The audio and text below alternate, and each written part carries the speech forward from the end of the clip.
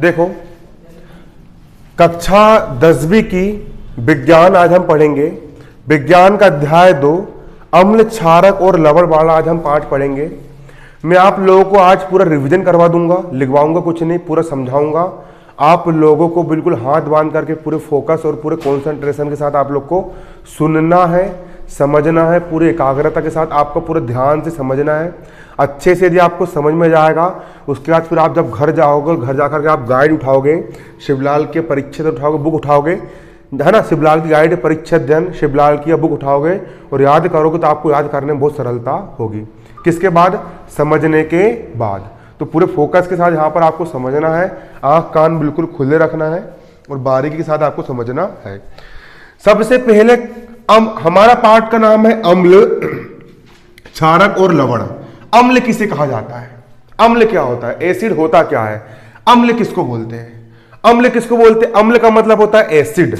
अम्ल का मतलब क्या होता है? एसिड। वही वाला एसिड जो तेजाब, उसको तेजाब भी कहते हैं। क्या बोलते हैं उसको? तेजाब भी कहते हैं। उसको प्योर फॉर्म में हम क्या बोलेंगे? तेजाब बोलेंगे, अम्ल बोलेंगे, एसिड बोलेंगे। इतना खतरनाक होता है, जहां डाल दो वो चीज जल जाती है। अम्ल खतरनाक चीज होती है। पिक्चर में देखेंगे किसी की कहीं एसिड फेंक दिए, जो कर दिए वो कर दिए ना, उसी एसिड की बात कर रहा हूं। लेकिन जब वही अम्ल को हम बहुत छोटी सी मात्रा में लेते हैं, उसको पानी में घोलते हैं, तो उसका स्वाद खट्टा निकल के आता है। तो अम्ल स्वाद में कैसे होते हैं? अम्ल स्वाद में खट्टे होते हैं। अम्ल स्वाद में कैसे होते हैं? खट्टे होते हैं। और अम्ल नीले लिटमस पत्र को लाल कर देते हैं। अगर हम नीला पेपर में यदि हम अम्ल को डालते हैं तो उसका रंग क्या हो जाता है? लाल हो जाता है। याद हो गया क्या बोला मैंने? अम्ल स्वाद में खट्टे होते हैं और अम्ल नीले लिटमस पत्र को लाल कर देते हैं। बनेगा आप लोग से? कंफर्म है? क्या बोला मैंने? अम्ल स्वाद में खट्टे होते हैं और अम्ल नीले लिटमस पत्र को लाल कर देते हैं। क्लियर है? इसको हम क्या कहते हैं? अम्ल कहते हैं। इमली खट्टी होती है, इमली में भी अम्ल पाया जाता है। दही खट्टा होता है, दही में क्या पाया जाता है? अम्ल पाया जाता है। जितनी भी खट्टी चीजें होती है उन सब में क्या पाया जाता है? अम्ल, एसिड पाया जाता है। चींटी के डंक में भी अम्ल पाया जाता है। जब वो चींटी मधुमक्खी हमको काटती है तो एसिड जो अम्ल होता है, जो एसिड होता है वो हमारी बॉडी के अंदर चला जाता है, इसलिए हमको वहां पर जगह सूज जाती है ना, और दर्द होता है। अब अगली बात करूंगा मैं, क्षारक किसको बोलते हैं? अगला क्या बोला मैंने? क्षार। क्षार जो होता है अम्ल का बिल्कुल अपोजिट होता है। आपको एक चीज बताऊं, आपका जो पेट है ना, सबसे भयंकर का अम्ल आपके पेट के अंदर बनता है। आप कितनी सारी चीजें खाते हो, जमाने भर की आप चीजें खाते हो। कोई मांस खा रहा है, कोई मच्छी खा रहा है, कोई है ना कच्चे मांस खा जा रहा है, जानवर लोग अंग्रेज, भैया क्या कमी नहीं है ना? पृथ्वी में तरह तरह के जीव पाए जाते हैं, है ना, खा रहे हैं आप लोग। तो आपके पेट में अम्ल निकलता है। क्या प्रोड्यूस होता है? अम्ल जो होता है, कौन सा अम्ल निकलता है? हाइड्रोक्लोरिक अम्ल, HCl एसिड। तेजाब आपके पेट में बनता है, पूरे खाने को वो क्या कर देता है? पचा देता है, पूरा गला देता है पूरे खाने को। क्लियर? ये होता है। अगली बात करूंगा मैं, क्षारक किसको बोलते हैं? अगला क्या बोल रहा हूं मैं? क्षारक किसे कहा जाता है? अम्ल का अपोजिट होता है बिल्कुल क्षारक। क्षारक स्वाद में तीखे, कड़वे या कसेले होते हैं। साबुन एक प्रकार का क्षार समझ लो, सरफ एक प्रकार का क्षार है। थोड़ा सा खा के देखना, खा मत मर जाओगे। कड़वा होता है। कैसा होता है? कड़वा होता है, कड़वा होता है। और क्षार जो होते हैं, अम्ल क्या करता है? नीले को लाल कर देता है। तो क्षार जो होता है वो लाल लिटमस पत्र को नीला कर देता है। क्षार क्या कर देता है? लाल लिटमस पत्र को नीला कर देता है। क्या कहलाता है? क्षारक कहलाता है। क्या कहलाता है? क्षारक कहलाता है। अब क्षारक बोला मैंने, क्षारक। अब बात कर रहा हूं मैं क्षार। क्षारक अलग होता है, क्षार अलग होता है। क्षारक जो होता है वो ठोस अवस्था में भी हो सकता है, लेकिन ऐसा क्षारक जो पानी में घुल जाए उसको क्षार कहते हैं। अब अम्ल, क्षार सूचक क्या होते हैं? सूचक का मतलब होता है सूचना देने वाला। पुलिस लोग के सूचक बिछे रहते हैं जो सूचना देते हैं कि चोर यहां से भगा करके। तो ऐसे पदार्थ जो हमें इस चीज की सूचना दे दे कि इस बिलियन जो हमारे सामने जो लिक्विड रखा है, अब तुम टेस्ट तो करने से रहे, जहर निकला जीव भी जल जाएगी, है ना कि नहीं? आ रहा खट्टा कड़वा सब निकल जाए, खट्टा कड़वा, है ना कि नहीं? आ रहा है समझ में? तो क्या होगा? देखो, ऐसे प्राकृतिक रसायन या संश्लेषित रसायन। संश्लेषित रसायन का मतलब ये होता है कि जो जिस रसायन को हमने खुद ने बनाया है, ऐसे प्राकृतिक रसायन या ऐसे संश्लेषित रसायन। क्या बोला मैंने? ऐसे याद हो जाए यहीं पे, ऐसा समझो, ऐसे प्राकृतिक रसायन या ऐसे संश्लेषित रसायन जो अम्ल एवं क्षार की उपस्थिति को सूचित करते हैं, किस गंजे में अम्ल है या क्षार है, उनकी पहचान करके बताते हैं। जैसे लिटमस पत्र है ना, आ रहा समझ में, वो बताता है ना कि अम्ल के क्षार है ना कि नहीं। तो जो चीज हमको ये बताए, ऐसे प्राकृतिक या संश्लेषित रसायन जो अम्ल एवं क्षार की उपस्थिति को सूचित करते, किसको, अम्ल एवं क्षार की उपस्थिति को सूचित करते हैं, क्या कहलाते हैं, अम्लसार सूचक कहलाते हैं। परिभाषा याद हो गई। पेपर में आया क्वेश्चन आपको, अम्लसार सूचक किसे कहते हैं, क्या लिखोगे, ऐसे प्राकृतिक या संश्लेषित रसायन जो अम्ल एवं क्षार को सूचित करते हैं, क्या कहलाते हैं, अम्ल क्षार सूचक कहलाते हैं। क्लियर है। अब अम्ल की विशेषता, अम्ल क्या होता है आपका, जैसे कि HCl ये हो गया आपका अम्ल, एक उदाहरण है HCl, नाम के लिखोगे, H का मतलब होता है हाइड्रो, H का मतलब क्या होता है, हाइड्रो, और Cl का मतलब होता है क्लोरिक, हाइड्रोक्लोरिक अम्ल, हाइड्रोक्लोरिक अम्ल, ये अम्ल हो गया आपका। अब जब पत्थर के रूप में आए तब डिगला दिए तुमको, HCl का डिगला मिला, किसका डिगला मिला, HCl का डिगला मिला। अब जैसे तुम इसको पानी में ले जा करके घोलोगे, कहां घोलोगे, पानी में ले जा करके घोलोगे, तो क्या होगा, पानी के अंदर जाने के बाद ना ये H+ आयन और Cl- आयन में टूट जाएगा, इसके दो टुकड़े हो जाएंगे। तो अम्ल किसको बोलेंगे, अम्ल वे पदार्थ है जो जल में घुलने के पश्चात H+ आयन देते हैं। क्या बोला मैंने, अम्ल वे पदार्थ होते हैं, अम्ल ऐसे पदार्थ होते हैं जो जल में घुलने के पश्चात पानी में घोले जाने के बाद H+ आयन प्रदान करते हैं, क्या कहलाते हैं, अम्ल कहलाते हैं। अम्ल क्या होते हैं, अम्ल वे पदार्थ होते हैं जल में घोले जाने के पश्चात H+ आयन प्रदान करते हैं। समझ में आया आप लोग को। परिभाषा में भी आप ऐड कर सकते हो, अम्ल वे पदार्थ होते हैं जो जल में घोलने के पश्चात H+ आयन प्रदान करते हैं। अब एक क्वेश्चन और तैयार कर देता हूं मैं आपका, प्रबल अम्ल और दुर्बल अम्ल। प्रबल अम्ल किसको बोलेंगे, प्रबल का मतलब होता है ताकतवर, अच्छा बिल्कुल ताकतवर बलवान अम्ल, प्रबल बोलेंगे। और दुर्बल मतलब लुंज पुंज लड़िंग, है ना, एक हाथ मारे भाई औंधे हो गए, तो इसको हम क्या बोलेंगे, हम दुर्बल बोलेंगे। क्या बोलेंगे इसको, हम दुर्बल बोलेंगे। क्या बोलेंगे, तो प्रबल अम्ल किसको बोलेंगे, प्रबल अम्ल किसको बोलेंगे, दुर्बल मत बोलना, एक एक रेपट मारेगा तीनों को बिल्टा देगा एक ही रेपट में, है ना, पीछे वाला, है ना, देखो समझो भी, है ना, देखो बारीकी समझो, है ना। अब प्रबल अम्ल क्या होता है, प्रबल अम्ल का मतलब ये होता है कि ऐसे अम्ल, वे अम्ल जो जल में घोले जाने के पश्चात पूरी बहुत अधिक मात्रा में H+ आयन दे। H+ आयन ही एसिड का काम करता है। जे अम्ल H+ आयन किसी की स्किन में पड़ता है तो वो जला देता है, बिल्कुल तेजाब बोलते उसको।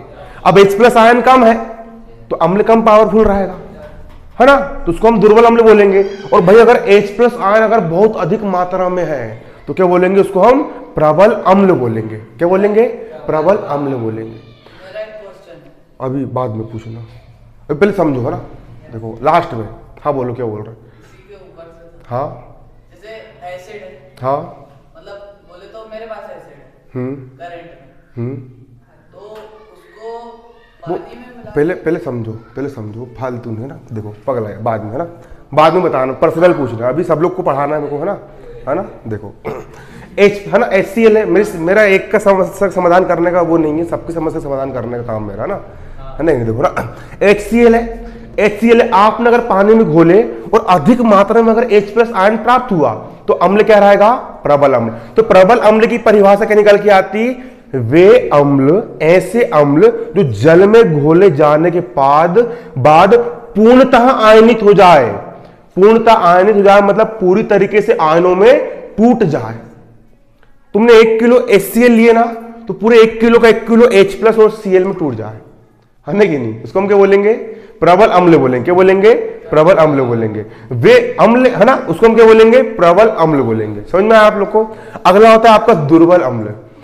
अब कुछ अम्ल ऐसे भी होते हैं, जैसे कि देखो CH3COOH, इसको जब आप पानी में घोलोगे ना तो घुल तो जाएगा, लेकिन आयनों में जब टूटने की बारी आएगी ना, तो ये जो बहुत कम मात्रा में H+ आयन देता है, इसलिए एक प्रकार का क्या होता है, दुर्बल अम्ल होता है। अब बड़े स्कूल में जो लैब है ना, वहां पर जो एसिड रखा है ना, वो जे वाला रखा हुआ है। जो खतरनाक चीज है, जो लोकल चीज है ना कि नहीं, मतलब दुर्बल अम्ल है। दुर्बल अम्ल की परिभाषा क्या बोला मैंने, ऐसे पदार्थ जो जल में घोले जाने पर बहुत कम मात्रा में H+ आयन देते हैं, उनको हम क्या कहते हैं, दुर्बल अम्ल कहते हैं। बन जाएगा, ये बोलते हैं। अगला, तनुकरण किसको बोलते हैं? तनुकरण का मतलब होता है पतला करना। आपने क्या किया, आपके पास अच्छी गाढ़ी चाशनी है, चाशनी वो गुलाब जामुन वाली, ऐसी जीभ लप लप आई है ना कि नहीं, गुलाब जामुन वाली चाशनी है, आया समझ में, है अच्छी गाढ़ी है, हिल भी नहीं रही है। ग्लिसरीन अच्छी गाढ़ी होती है, उसमें पानी डाल दोगे तो पतली हो गई, तो उसी को तो तनुकरण बोलेंगे। क्या बोलेंगे? तनु करना मतलब कि पतला करना, और सांद्र मतलब गाढ़ा। तुमने एक गिलास, तुमने चाय, इतनी सी चाय में 4 चम्मच शक्कर अच्छा करके घोल दी, गर्म करके पूरे घुल गई वो, मतलब अच्छा सांद्र रहेगा वो, है ना, क्या रहेगा वो, सांद्र। अब एक गंजा पानी में तुमने 1 चम्मच शक्कर डाले तो वो तनु रहेगी, वो क्या रहेगी, वो तनु। ये सबसे सरल है। तो देखो तनुकरण किसको बोलते हैं? जल में, जल मतलब पानी, ये पानी गंजा है, जल में अम्ल मिलाने से या क्षार मिलाने से, क्या मिलाने से, अम्ल मिलाने से या क्षार मिलाने से H+ आयन, कौन सा आयन,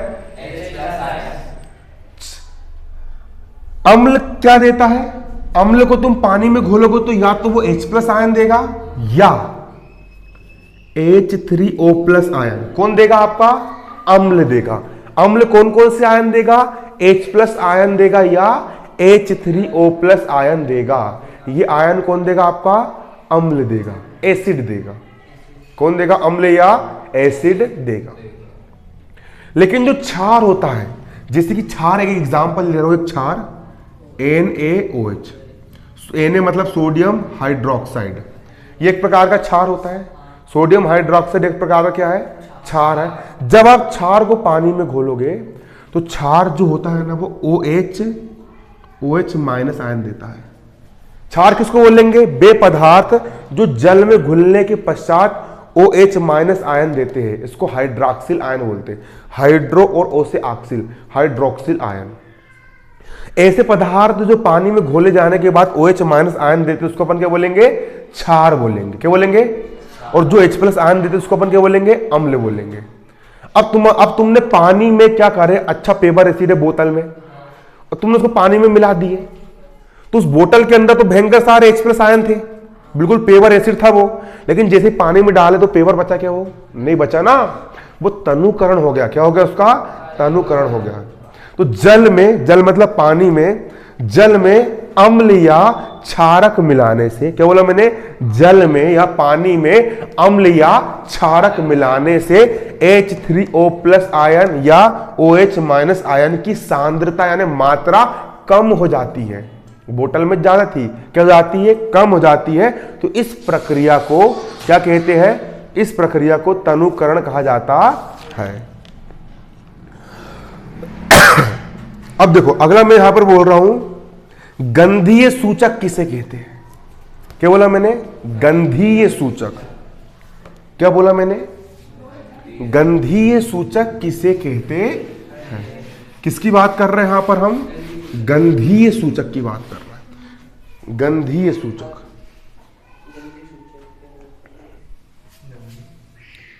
गंधीय सूचक। गंधीय का मतलब होता है गंध, गंध का मतलब होता है जिसको हम सूंघते हैं। एक होती दुर्गंध और एक होती सुगंध। गंध 2 प्रकार की होती है ना कि नहीं? नाली के पास से जाओगे दुर्गंध आएगी, और गुलाब के पेड़ के पास से आओगे तो सुगंध आएगी। आ रहा है समझ में? ऐसा रहता है। क्लियर है? तो देखो भैया, तो गंधीय सूचक, और सूचक किसको बोलते हैं? जो सूचना दे कि अम्ल है या क्षार है। तो कुछ पदार्थ ऐसे होते हैं, कुछ पदार्थ ऐसे होते हैं, अगर वो अम्ल वाले माध्यम में चले जाए तो उनकी गंध चेंज हो जाती है, और उस पदार्थ को यदि हम क्षार वाले माध्यम में डाल दे, कहां डाल दे? क्षार में मिला दे तो उसकी गंध क्या हो जाती है, चेंज हो जाती है। तो आसानी से हम सूंघ करके पता लगा लेते हैं कि भैया अम्ल है या क्षार है। वो सीआईडी में रहता है ना, एक वो ऐसा डालता और सूंघता है, अम्ल है कि क्षार है ना कि नहीं, हम समझ में आया ना। पूरा पोस्टमार्टम करता है लाश वगैरह का, वो सीआईडी में पहले आता था वो। देखो ना, देखो गंधीय सूचक, क्या बोलेंगे इसको हम, गंधीय सूचक। कुछ पदार्थ ऐसे होते हैं जिनकी गंध अम्लीय या क्षार के माध्यम में क्या होती है, बदल जाती है। अम्ल मतलब कि एसिड वाले माध्यम में, और क्षार मतलब क्षारीय माध्यम में क्या हो जाती है, बदल जाती है, चेंज हो जाती है। उनको हम क्या कहते हैं, गंधीय सूचक कहलाते हैं। अब जो बेचारे बच्चे, अब जिनकी आंखें नहीं है वो कहां से देख पाएंगे, नीला लिटमस पेपर लाल हो रहा, काला हो रहा है। तो ऐसे बच्चे जिनकी आंख नहीं होती है, तो वो लोग अम्ल और क्षार की पहचान गंधीय सूचक के माध्यम से करवाते हैं। वो सूंघ करके पता लगा लेते कि अम्ल है या क्षार है ना। अब पीएच स्केल किसे कहा जाता है, क्या क्वेश्चन है यहां पर आपका, पीएच स्केल किसे कहा जाता है।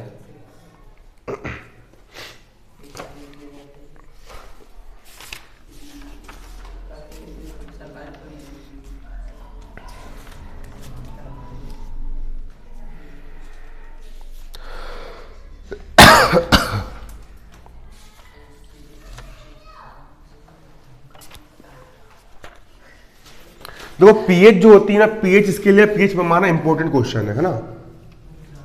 पीएच स्केल ये एक प्रकार की स्केल होती है, बारीकी समझना इसको।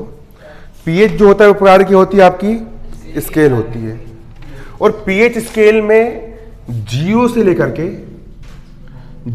लेकर के 14 तक के नंबर डाले होते हैं। किसमें, पीएच स्केल या पीएच पैमाने में 0 से लेकर के 14 तक के नंबर डले होते हैं। बिल्कुल मध्य में यहां पर 7 नंबर डला होता है। 7 के पहले 6, फिर 5, 4, 3, 2, 1, और 7 के बाद 8, 9, 10, 11, 12, 13, 14। 7 मध्य का होता है। ये स्केल हमको ये बताती है कि अम्ल कितना प्रबल है और अम्ल कितना दुर्बल है। ये पीएच एक प्रकार का पैमाना होता है। पानी खट्टा भी नहीं लगता, कड़वा भी नहीं लगता है। तो पानी ना तो अम्ल है और ना ही क्षार है, मतलब पानी क्या है, उदासीन है। पानी क्या है, उदासीन है।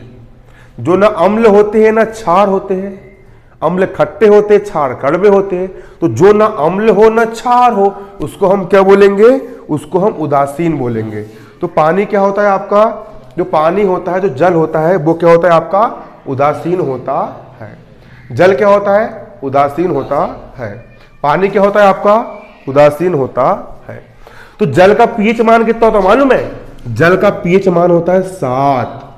शुद्ध जल का पीएच मान कितना होता है, 7। क्योंकि 7 अगर किसी चीज का पीएच मान 7 है मतलब कि वो क्या है, उदासीन है, ना तो अम्ल है ना ही क्षार है। अब 7 मतलब उदासीन। अगर 7 से मान कम हो रहा है, 7 से मान क्या हो रहा है, कम हो रहा है, तो अम्लीय प्रकृति बढ़ती जाएगी। कौन सी प्रकृति बढ़ती जाएगी, अम्लीय प्रकृति बढ़ती जाएगी। मेरे पास पढ़ाने के लिए बहुत सारा होता है, लेकिन तुम लोग को हल्ला करने चक्कर में घाटा तुम लोग अपने करवाते हो। ढंग से मैं पढ़ा नहीं पाता हूँ, क्यों नहीं, क्योंकि तुम हल्ला करते रहते हो। अब तुमको शांत करवाऊंगे, पढ़ाऊँ मैं। आज शांत बैठे तो कितना अच्छा समझ में आ रहा है, समझ में। इसलिए रोज शांत बैठोगे तो तुम लोग को इतना कुछ मिलेगा सीखने के लिए। एक इंसान भी हल्ला करता, 2 लोग भी बात करते, तुमको डिस्टर्ब हो जाता है। कोई भी मासा पढ़ा डिस्टर्ब हो गई, और भाई क्लास शांत रहेगी ना, तो फायदा इसमें मेरा नहीं है, तुम्ही लोग का है। मेरे को काम है, कुछ पैसा तुम फीस दोगे जी, तो और 2 ना 2 में फर्क पड़ने में मारा तुम्हारी फीस से, है ना कि नहीं। तो अगर देखो, अगर पीएच मान 7 से कम होते जा रहा है, मतलब कौन सी प्रकृति बढ़ती जा रही है, अम्लीय प्रकृति बढ़ जा रही है। अगर पीएच मान 6 है मतलब कि दुर्बल अम्ल है, कमजोर वाला अम्ल है। 7 है मतलब कि अम्ल नहीं है। 6 मतलब कि दुर्बल अम्ल। 5 है मतलब कि थोड़ा कम दुर्बल।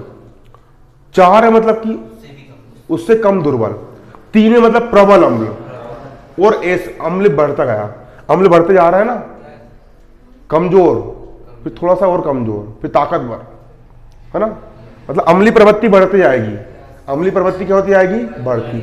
अब किसी का पीएच मान 1 है, मतलब कि पेवर एसिड, जल भुंज के राख हो जाए, कुर्सी में डाले कुर्सी पिघल जाए, दरवाजे में फेंक दी, दरवाजा ताला डूब दी, ताला पिघल जाए लोहे का, इतना भयंकर का एसिड। यूट्यूब में कई लोगों ने प्रैक्टिकल करे ना अम्ल के साथ। एक क्या नाम है उसका, वो बंदे का, उन्होंने एक एसिड लिया अच्छा, और एक लोहे का ताला खुल नहीं रहा था, उन्होंने ले जाके उसे लगा दिया, वो ताला ही जल गया, वही चूरा चूरा हो गया बिल्कुल वो।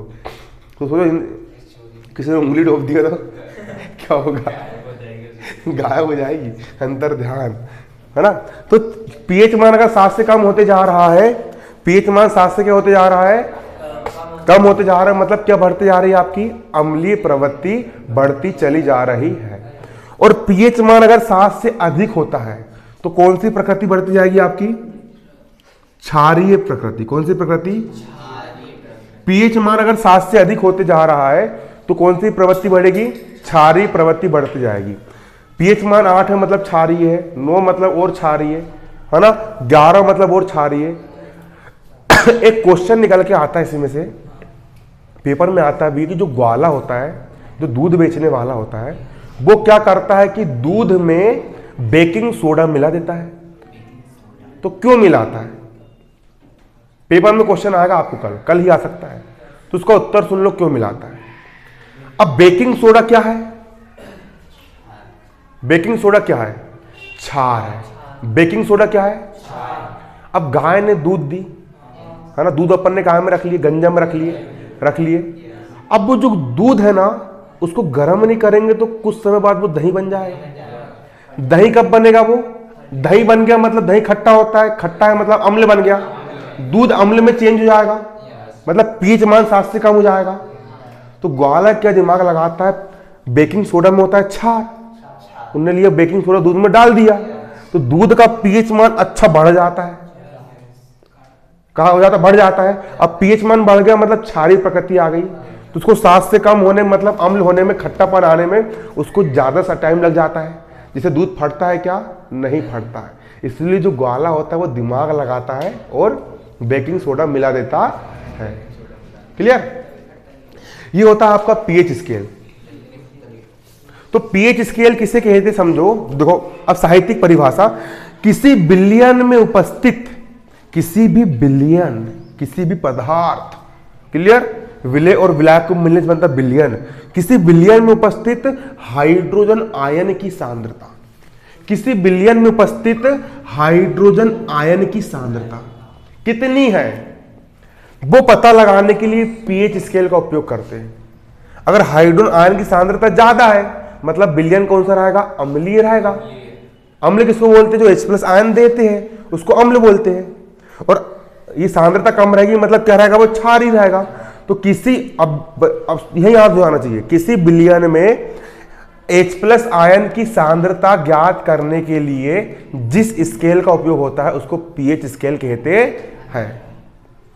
क्लियर? क्या बोला मैंने? किसी बिलियन में H+ आयन की, किसी बिलियन में H+ आयन की सांद्रता ज्ञात करने के लिए, क्या बोला मैंने? किसी बिलियन में H+ आयन की सांद्रता ज्ञात करने के लिए, किसी बिलियन में H+ आयन की सांद्रता ज्ञात करने के लिए, पता लगाने के लिए जो स्केल विकसित की गई है, जो स्केल बनाई गई है, उसको हम क्या कहते हैं? पीएच स्केल कहते हैं। बन जाएगा। अगला क्वेश्चन यहां पर आपका ये बन के आता है कि अम्लीय वर्षा से आप क्या समझते हो? Acid rain. गाइड में एक लाइन का आंसर दिया है, उसको आप बड़े में भी लिख सकते हो। कैसे लिख सकते हो आप उसको? बड़े में भी लिख सकते हो। अब देखो बड़ा में इसको कैसे लिखोगे? देखो आप ऐसा लिख सकते हो कि क्या होता है कि जो बादल का जो जल होता है वो एक प्रकार से शुद्ध रहता है, शुद्ध पानी रहता है। अब पानी का पीएच मान कैसा कितना होता है? 7 होता है। पानी उदासीन होता है, ना तो अम्ल होता है ना ही क्षार होता है ना। लेकिन जब ऊपर आसमान से पानी वर्षा के रूप में नीचे आता है तो फैक्ट्रियों से कई प्रकार की अम्लीय गैस हवा में मिली रहती है। मिली रहती है। अम्लीय गैस नाइट्रोजन डाइऑक्साइड हो गई है, HNO H2 है ना, बहुत सारी अम्लीय गैस, NO2 हो गया, NO3 गैस हो गई है ना, SO2 हो गया, है ना, सल्फर डाइऑक्साइड गैस। बहुत सारी अम्लीय गैस कहाँ मिली होती है? हवा में मिली होती है। अब पानी ऊपर से आया, अब पानी की बूंद तो अच्छी स्वच्छ निर्मल है, लेकिन वो जैसे ही नीचे आई तो जो हवा में जो अम्लीय गैस होती है, जो कि धुआं जो होता, गाड़ी का धुआं हो गया, कारखाने की चिमनी का धुआं हो गया, वो पानी में मिल जाता है। तो बूंद जो होता है वो अम्ल में बन जाती, क्या चेंज हो जाती है? वो अम्ल में चेंज हो जाती है। और पानी का जो पीएच मान 7 रहता है, वो उसका पीएच मान घट करके 5.6 हो जाता है। कितना हो जाता है? वर्षा के जल का मान 5.6 से कम हो जाता है, और कम हो जाता है। और जो पानी नहीं रहता वो फिर अम्ल बन जाता है, एसिड बन जाता है। और जब वही पानी फिर प्रकृति में बरसता है तो कई तरह की बीमारियां, जीव जंतु मर जाते, फसल का गेहूं नहीं उग पाता है ना। तो ये सारी चीज होती है ना। जब वर्षा के जल का पीएच मान 5.6 से कम हो जाता है, क्या बोला मैंने? जब वर्षा के जल का पीएच मान 5.6 से कम हो जाता है, तब वह अम्लीय वर्षा कहलाती है। तब वह क्या कहलाती है? अम्लीय वर्षा कहलाती है। जब वर्षा के जल का पीएच मान कितने से कम हो जाता है? 5.6 से कम हो जाता है, तो वह क्या कहलाती है? अम्लीय वर्षा कहलाती है।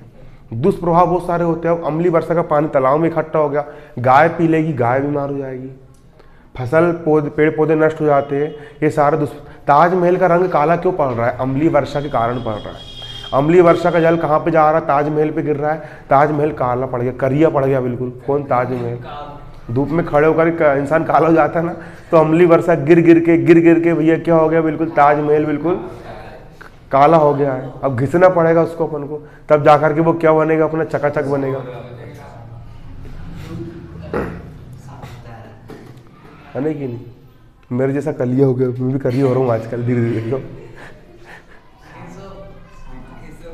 काले हैं तो क्या हुआ, दिल वाले हैं, हम काले हैं तो क्या हुआ, दिल वाले हैं। अभी देखो ना,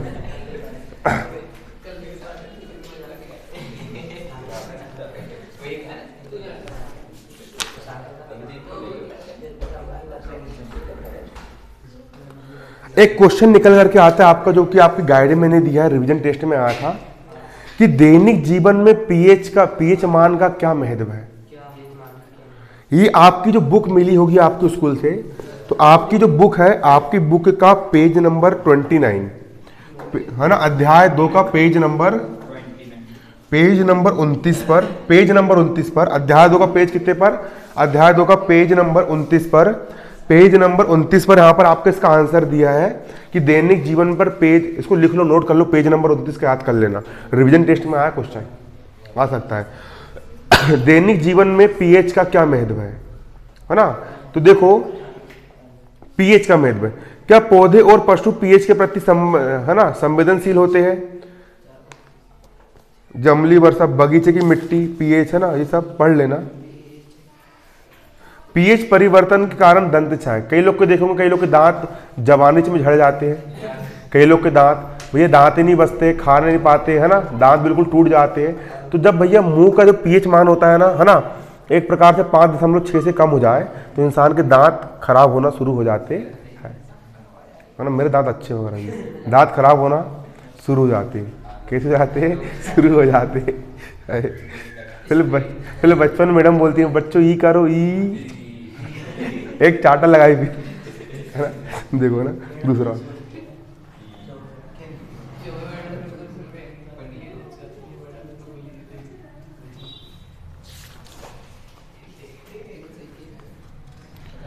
अगला क्वेश्चन देखो, एक मोस्ट इंपोर्टेंट क्वेश्चन है आपका। क्लोर क्षार अभिक्रिया किसे कहते हैं? क्लोर क्षार अभिक्रिया किसे कहते हैं? ये आपके शिवलाल की गाइड में क्वेश्चन मिल जाएगा क्लोर क्षार अभिक्रिया का। और जिसके पास शिवलाल की गाइड नहीं है, वो बुक का पेज नंबर 33, बुक में पेज नंबर कितना? 33 मिल जाएगा। क्लोर क्षार अभिक्रिया नहीं मिलेगा ना, तो पेज नंबर 33, बुक का पेज नंबर कितना? देखो बुक का पेज नंबर 33, पेज नंबर कितना?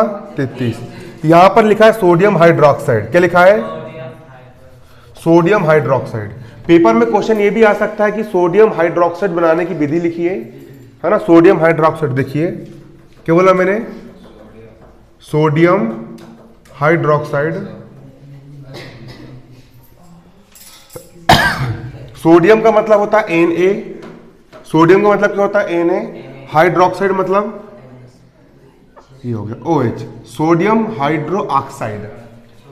पढ़ना सीखो, सोडियम हाइड्रो ऑक्साइड, इसका एक और नाम है कास्टिक सोडा। और क्या बोलते इसको, अलग अलग नाम, कितने सारे नाम रख दिए बेचारे के।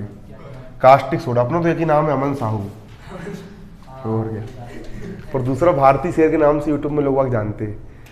देखो सोडियम हाइड्रोक्साइड, सोडियम हाइड्रोक्साइड या NaOH, सोडियम हाइड्रोक्साइड या कास्टिक सोडा, इसके तीन तीन नाम। क्लियर, सोडियम हाइड्रोक्साइड, NaOH या कास्टिक सोडा बनाने की विधि लिखिए, पेपर में आया क्वेश्चन। या इनको क्लोर क्षार अभिक्रिया की विधि से बनाते हैं, किससे बनाते हैं, क्लोर क्षार प्रक्रिया। या पेपर में क्वेश्चन आएगा क्लोर क्षार अभिक्रिया किसे कहते हैं, या क्या जाएगा आपका क्लोर क्षार अभिक्रिया किसे कहते हैं, कौन सी अभिक्रिया, क्लोर क्षार अभिक्रिया। क्लोर क्षार अभिक्रिया किसे कहा जाता है। आपकी बुक का पेज नंबर 33, बुक के पेज नंबर 33 पर यहां पर आपको सोडियम हाइड्रोक्साइड देखो। अब एक बार में समझना, अब भी याद हो जाना चाहिए, पाठ तो तुम्हारा ही बैठे बैठे तैयार कर दे रहा हूं मैं। देखो सोडियम क्लोराइड के जलीय विलयन से, फिर से सोडियम क्लोराइड, सोडियम मतलब Na, क्लोराइड मतलब Cl, NaCl, Na मतलब सोडियम और Cl मतलब क्लोराइड। सोडियम क्लोराइड के कौन से विलयन, जलीय विलयन। सोडियम क्लोराइड नमक को बोलते, किसको बोलते, तुमने लिए नमक, तुमने क्या लिए, नमक, और नमक को तुमने पानी में घोल दिए और चम्मच से हिला दिए, तो क्या बन गया वो, एक प्रकार से आपका सोडियम क्लोराइड का जलीय विलयन बन गया। क्या बन गया, सोडियम क्लोराइड का जलीय विलयन बन गया। क्या बन गया, सोडियम क्लोराइड का क्या बन गया, वो जलीय विलयन बन गया। तुमने सोडियम क्लोराइड का मतलब होता है नमक लिए, उसको पानी में घोल दिए, तो क्या बन गया, सोडियम क्लोराइड का जलीय विलयन। ये हो गया सोडियम क्लोराइड, इसके दो अणु हो गए, समीकरण लिखना पड़ेगा। नमक के कितने अणु हो गए, 2 अणु, और पानी में घोले मतलब जलीय विलयन। ये हो गया आपका जल, सोडियम क्लोराइड के जलीय विलयन। सोडियम क्लोराइड का कौन सा विलयन, जलीय विलयन। हेलो, लगी है ना, कब की लगी, टाइम बता था मैंने कल तुम लोग को, सब लोग आए 3:30, 3:30 से पढ़ा रहा हूँ मैं ना, हाँ पढ़ा रहा हूँ ना, ठीक है ना।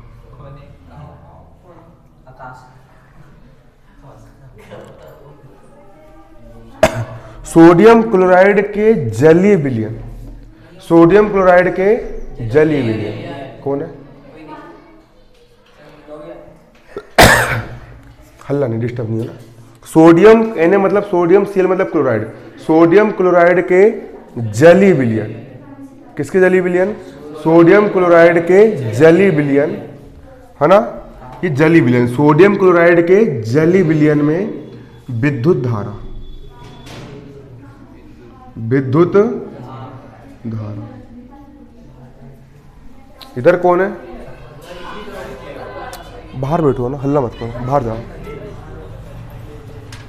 हल्ला मत करो, डिस्टर्ब होता है ना।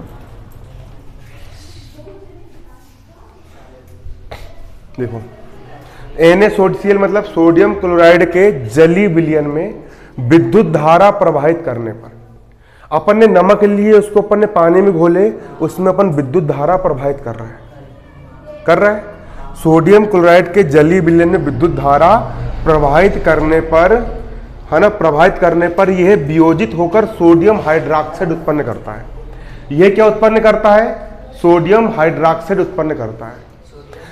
सोडियम क्लोराइड NaCl मतलब सोडियम क्लोराइड के जलीय विलयन में विद्युत धारा प्रवाहित करने पर यह सोडियम हाइड्रोक्साइड, यहाँ पर Na की संख्या 2 है, यहाँ पर Na की संख्या हो गई 2, ऑक्सीजन की संख्या भी यहाँ पर 2 है, ऑक्सीजन भी हो गया यहाँ पर 2, हाइड्रोजन यहाँ पर 2 दूनी 4 है, तो 4 में से 2 हाइड्रोजन मैंने यहाँ पर ये ले लिया 4 में से 2 हाइड्रोजन ले लिया मैंने। कितने हाइड्रोजन बचे? 2 हाइड्रोजन बचे। वो 2 हाइड्रोजन आपके यहाँ पर ये होगा, क्या बन गया? Sodium hydroxide. ये बन गया, सोडियम हाइड्रोक्साइड प्राप्त होता है। सोडियम क्लोराइड के जलीय विलयन में विद्युत धारा प्रवाहित करने पर सोडियम हाइड्रोक्साइड प्राप्त होता है। इसी अभिक्रिया को क्लोर क्षार अभिक्रिया कहते हैं। क्या सोडियम हाइड्रोक्साइड बनाने की विधि होती है? कौन बताएगा? कोई बता सकता है? बताओ।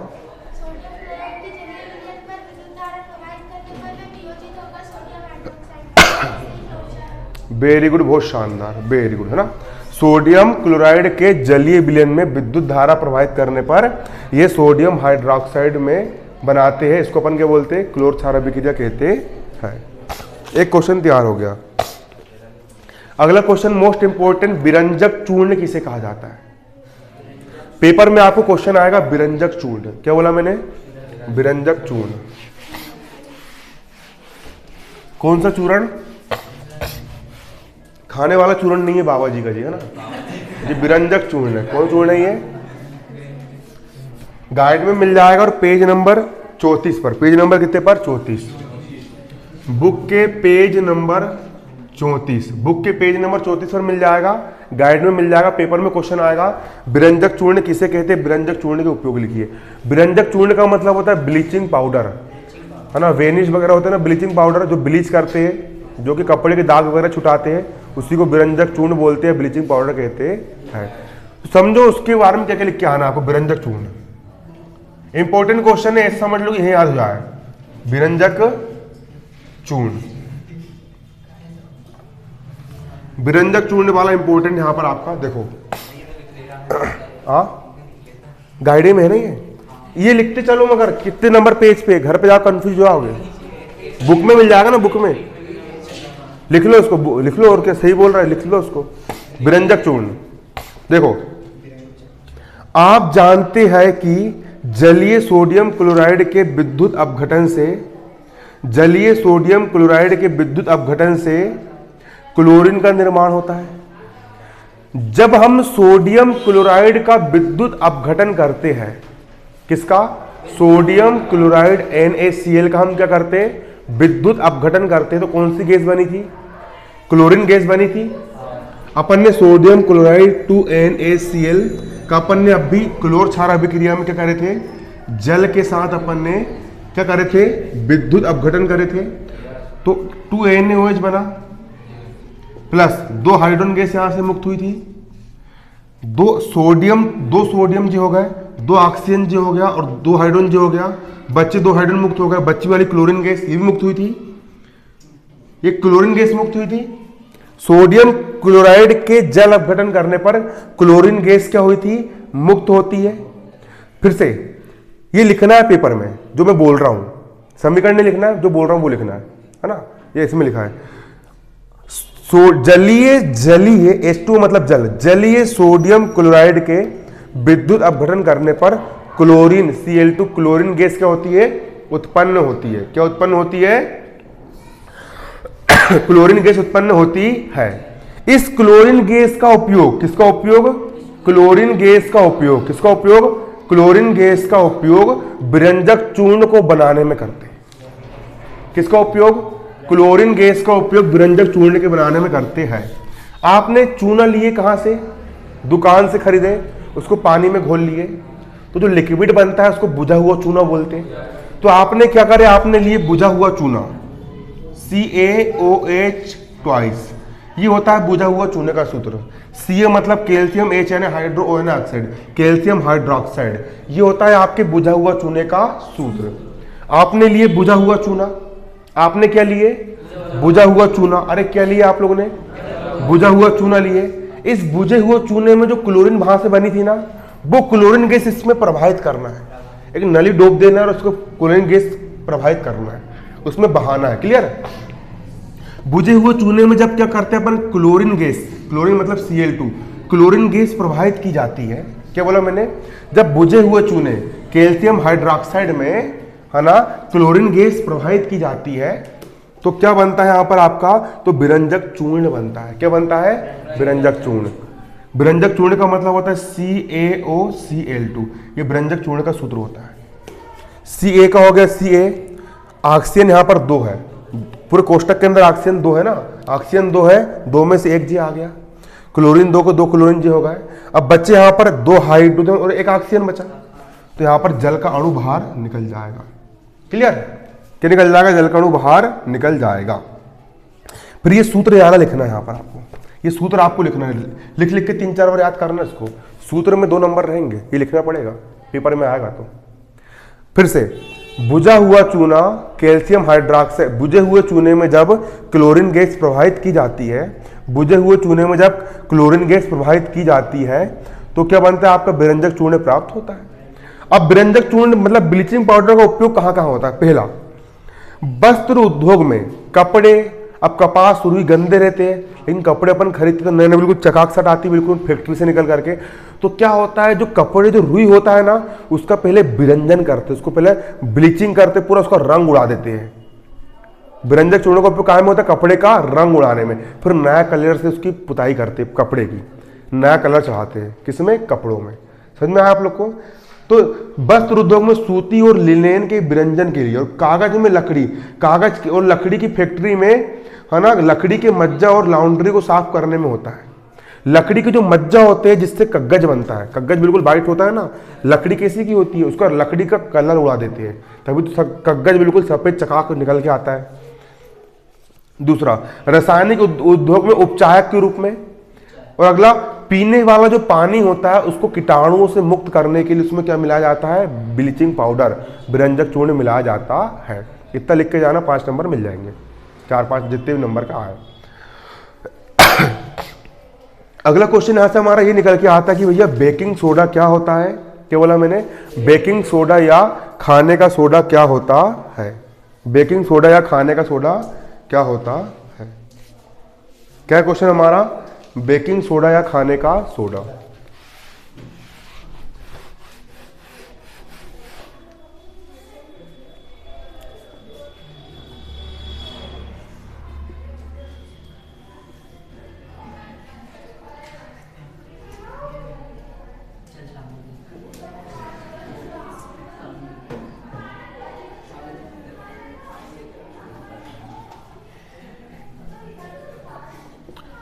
तुमने देखे होंगे आलू पोंडा खाओ कभी घर में, किसी के यहाँ आलू पोंडा बनते होंगे तो उसमें खाने का सोडा नहीं डालते, तो इसलिए छोटे छोटे बनते हैं, और होटल में खाते तो अच्छे बड़े बनते हैं, लेकिन है ना।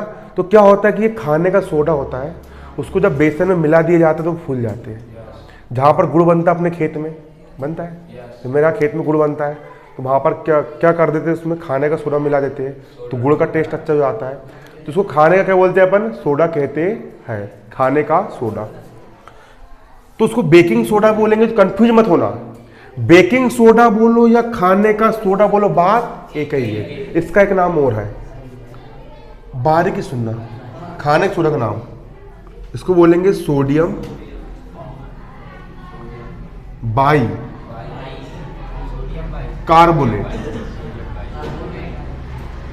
सूत्र नाम में स्पष्ट है, सोडियम, सोडियम मतलब Na, बाई, इसको बाई बोलो या हाइड्रोजन बोलो, बात एक ही है। सोडियम हाइड्रोजन कार्बोनेट भी वही है और सोडियम बाई कार्बोनेट भी वही है। बाई यानी H और कार्बोनेट यानी CO3, कार्बोनेट यानी क्या, CO3। सोडियम बाई कार्बोनेट या सोडियम हाइड्रोजन कार्बोनेट या खाने का सोडा बोलो या बेकिंग सोडा बोलो, बात एक ही है। क्लियर है, समझ में आया क्या, एक ही बात है। तो बेकिंग सोडा किसे कहते हैं, बेकिंग सोडा के उपयोग लिखिए, पेपर में क्वेश्चन पार्ट खत्म हो गया, इतना बचा, इतना पार्ट तुम्हारा। वो क्या शुरू में लिखवाने में वो बहुत टाइम लग जाता है, वो समझाओ बस तो जर्री में खत्म हो जाता है।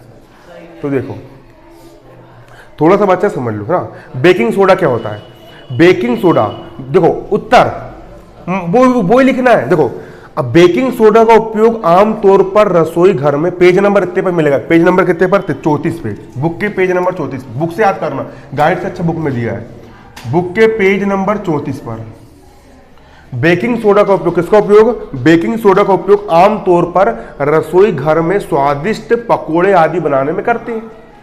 लिख लिया इतना, वहीं से बन गया। अगला, कभी कभी इसका उपयोग शीघ्रता से खाना पकाने के लिए भी करते हैं। ये भी लिख दोगे, जल्दी खाना पकाने के लिए इसका उपयोग करते हैं। इस यौगिक का रासायनिक नाम क्या होता है? सोडियम हाइड्रोजन कार्बोनेट होता है। इसका रासायनिक नाम क्या होता है?